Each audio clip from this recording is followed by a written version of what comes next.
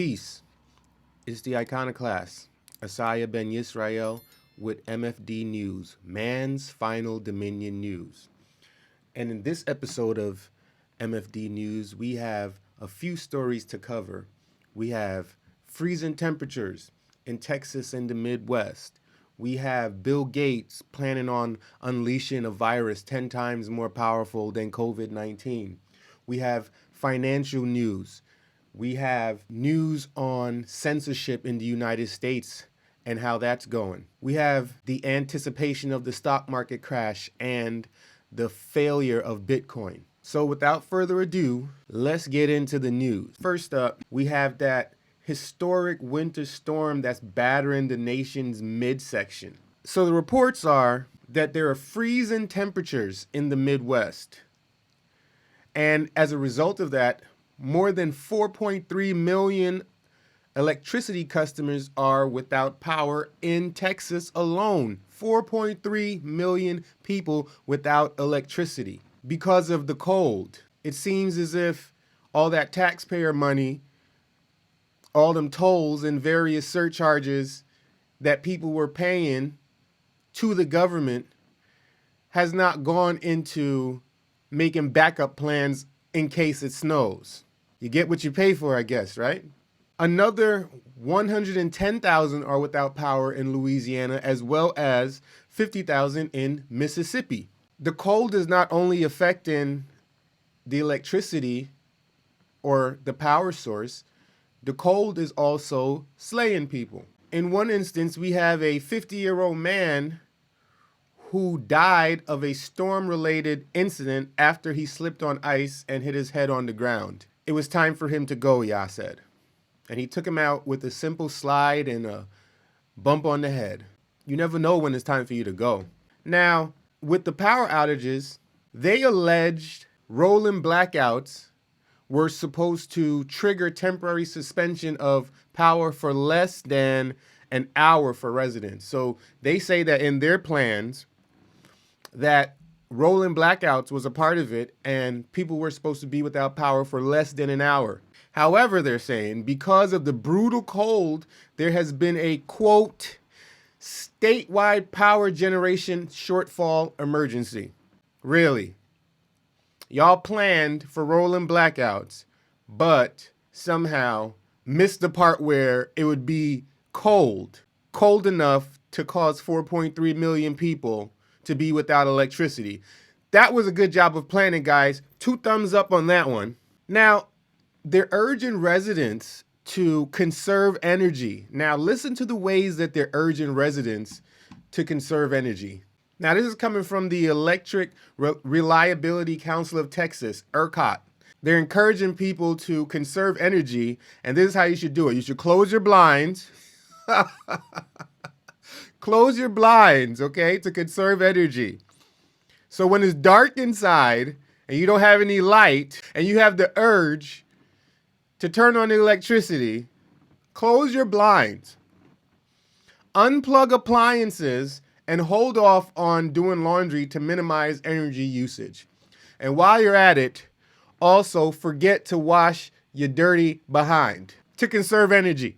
These are the geniuses. This is their advice when 4.3 million people are without electricity. When they planned for it, allegedly. Come on now, this is nonsense.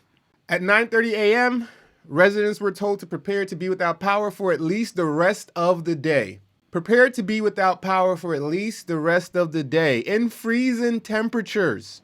You can't go out on the roads because it's ice. There was a mass casualty event that over 130 vehicles crashed and 6, 7, 8 people perished. So you can't really like turn your car on and leave the heat on because you're going to run out of gas. And then you can't go get no gas. So you're just supposed to stay in the freezing temperatures. As a result of the freezing temperatures and the little bit of snow that fell that paralyzed this great state of Texas, grocery stores and air travel shut down as well as schools. And they're saying that the worst lies ahead. Quote, things will likely get worse before they get better, said Harris County Judge Lena Hidalgo. the top elected official in the county of nearly 5 million people around Houston. So things are going to get worse before they get better. Dark winter. Now, as a result of this Arctic blast that has enshrouded the Midwest, oil refineries have shut down, which you know is going to cause an economic impact. Marathon's Petroleum Galveston Bay closed because of the frigid temperatures, and this refinery produces 585,000 barrels per day. Also, the largest oil refinery, the largest U.S. oil refinery, has shut down as well. The Motiva refinery, which is owned by Saudi Aramco. This refinery is shutting down because of Arctic weather conditions that have disrupted power, water, and fuel supplies across Texas. Also, the agriculture is being affected directly by the frigid temperatures. Now, this one is most certainly true. This says the economic toll on agriculture could be staggering. Meteorologists in the insurance industry expecting this event, which should go through the end of the week, to end with $1 billion cost for Texas. $1 billion is probably multi-billion dollars. But hey, they're just printing paper anyway, so what's the problem? Here you go, another headline. Biggest oil refineries in U.S. are going dark amid the cold. The largest refineries in North America were shutting down Monday because of Arctic. You hear how they keep using that term? Arctic conditions that have cut electricity, water, and fuel supplies across Texas. More than 3 million barrels of daily oil processing capacity has been idled in the wake of the record-setting cold, according to the consultant Energy Aspects. This is nothing more than the Edomites at work again. This is nothing more than them squeezing so that they can raise the price of oil. Now, this affects the pockets of truckers. It affects the pockets of enterprises and businesses that rely on deliveries and travel. It affects the pockets of the people who deliver and are self-employed. The rising cost in gas and in oil. This affects everyone per se. In this headline, you see oil hits pandemic high as winter storm pushes demand and poses production risk, right? Supply and demand, right? So the demand hasn't changed, but they're shutting down or temporarily halting the production, the supply. So then the prices will go up. This is basic economics 101. Now, in the economic news, it's no secret that inflation is on the way. All you have to do is go to the grocery store. Bank of America is hinting that Weimar 2.0 could be coming. That's runaway inflation, hyperinflation. Now it says here, it's no secret that Bank of America's chief investment officer has been warning that 2021, the year of the vaccine, is one where real inflation, as opposed to financial, will run amok.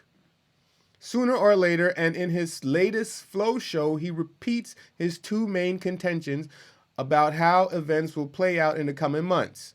Namely, the velocity of people will rise and the velocity of money will also rise. Inflation is on the way, if not here already.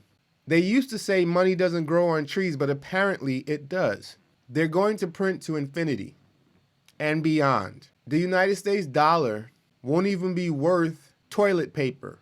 It won't even be used as toilet paper. Now, in other economic news, because of the pandemic, scamdemic, we have a vast amount of restaurants closing across the United States, which means that a vast amount of people are going to be unemployed. For example, we have Steak and Shake closing 82 restaurants across the United States. We have Burger King, which plans on closing hundreds of restaurants across the United States. Underperforming restaurants, as if the employees and the staff are somehow supposed to be the ones that contribute to the performance of the restaurant. Well, maybe they do, because I hate actually going to Burger King or another restaurant and having to wait forever for service, to wait forever for my food. It's called fast food for a reason, isn't it? So maybe the roosters have come home to, to roost. Or the chickens have come home to roost, or I don't know, some bird. Dunkin Donuts is closing 700 locations. Pizza Hut is closing 700 locations. Starbucks, 500 locations. McDonald's, 200 locations. Ruby Tuesday, 185 locations. IHOP, 150 locations. What is this? Godiva? God Iva? I don't know what this is. 128 locations. Soup Plantation. Plantation, huh? Soup Plantation plans on closing 97 locations. Applebee's plans on closing 35 locations. Chuck E. Cheese will be closing 34 locations. Denny's, 15. Sizzler. Who knew that there was Sizzlers still open in the United States? Wow. But they'll be closing 6 locations. Golden Corral says that it owns 33 locations, but it may just operate 24. So they plan on closing 9. They're trying to be slick with their, with how they articulate themselves. In trouble is the Cheesecake Factory, where all you niggas and nigglets like to go so often and frequent. Your patrons. This chain has always been known for excess, huh? From its exuberant decor to its massive menu to its calorie-packed dishes. Yeah, that's where y'all go to get fat. But it may not have excess cash to draw on during the pandemic, plandemic, scamdemic. It's among the companies that have recently rankled landlords by holding back rent payments. So this chain is holding back rent payments, right? They're taking full advantage of the rent moratorium. And analysts with S&P Global Market Intelligence give the chain a 12% chance of defaulting in the next year. Checkers is in trouble. Dave & Buster's is in trouble. Fridays is in trouble. Red Robin is in trouble. Friendly's in trouble. The restaurant industry is in trouble because of this plandemic, scamdemic. Walmart to close 415 stores. And Amazon shuts down delivery stations as businesses confront tough weather. Dark winter. Ain't that what Joe Obama said? And Trump? Dark winter? Well, it's here. It's upon us. In other economic news, they're saying that there's 4 reasons the stock market could crash very soon. Number 1, valuations are stretched to 2-decade highs. Emotions, number 2, are a kettle that could explode at any time. Okay. Number 3, coronavirus variants threaten to halt progress. And number 4, a significant decline in buybacks is about to become readily apparent. Right? So 4 reasons why the stock market could crash very soon. In other news, we have the statement, Bitcoin is going to crash. The big question is when. Yes, for certain it is going to crash. It's electronic fiat. At least with the American dollar, if it's cold and you have a stack of it, you can burn it and warm yourself. But what do you have with Bitcoin if it's cold? What do you have with electronic fiat? Nothing. You have to convert it back into greenbacks, don't you? Or maybe not, because now they're saying that they're going to be accepting it as payment. So all of your transactions will be on a ledger, and then they hype it up and pass it off as anonymity. It's not anonymous at all. You will be traced like an animal, bagged and tagged. They know where you are every minute. They know what you spend your money on. Watch. Now, in pandemic, scamdemic, futuristic news, Bill Gates warns that the next pandemic could be 10 times worse. What do you think he's saying? Hint, hint. They plan on releasing something that's going to be 10 times as worse as COVID-19 soon. That's what's being said. That's what's being alluded to. Bill Gates, he warned that an upcoming pandemic plandemic, scamdemic, could be 10 times worse than humanity is not prepared for it. He also insisted that people must learn the lesson that COVID-19 has given us, according to a quote from the RT portal to an interview with the tycoon for German media. People must learn the lesson that COVID-19 is teaching, which is we will shut you down and inject you if you don't listen to us. That's the lesson. In some news that might interest you and cause you to go on a search, we have one of the most valuable coins might be hiding in your change. This turns out to be a dime, which is worth apparently $250 for each dime.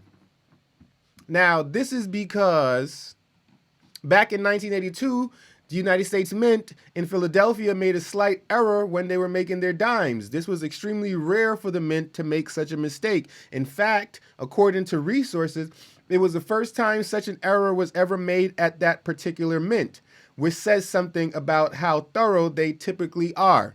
So, an error was made. Normally, our coins have a small letter located just above the year on the head side up. In the case of coins at the Philadelphia, the letter is a P, which of course stands for Philadelphia. On that pressing of the dimes, for whatever reason, the P wasn't there. By the time government officials realized the error, it had been too late and the coins had already gone into circulation.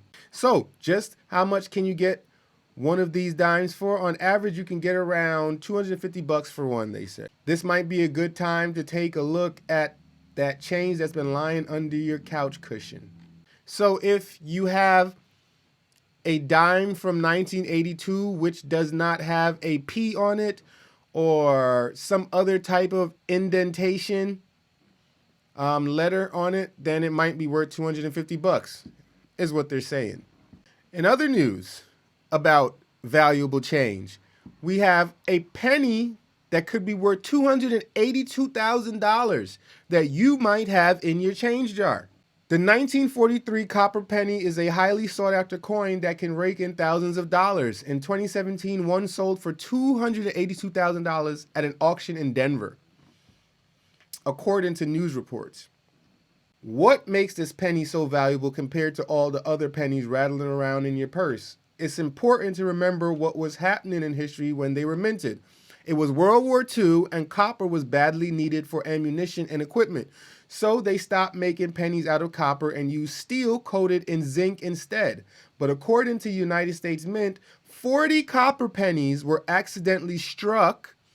Fully copper pennies were accidentally struck before the steel was swapped into the presses that year. And if you happen to find one, you've hit the jackpot. So if you come across a penny from 1943, there are a few factors that'll verify whether you're sitting on a gold mine. Unfortunately, these pennies are easily and often faked. Counterfeiters will shave down the numbers on other pennies from 1948 and 49 or cover up pennies from 1943 with copper plating. The U.S. Mint recommends using a magnet to test whether or not it's actually copper. If the coin sticks to the magnet, it's fake. If it doesn't stick, there's a chance you found the real deal. So now go ahead and spill all your coin jars out to see if you've been sitting on one of the most valuable pennies ever. Just be sure to get your find verified by an expert before splurging on any expensive treat. This might cause some people to go pour out their change jar and search for pennies from 1943 and get a magnet and test to see if it sticks. If it doesn't, yeah, you might be sitting on $282,000. Go figure.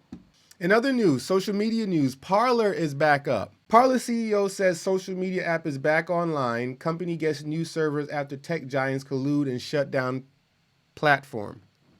So Parler's back up. So Trump might be on there. He might have, this might be his next platform after Twitter has banned him for life. If you found this video to be informative and you would like to hear more, like, comment, subscribe, and share. This has been the Iconoclast, AsaYHWH Ben Yisrael with MFD News, Man's Final Dominion. Peace.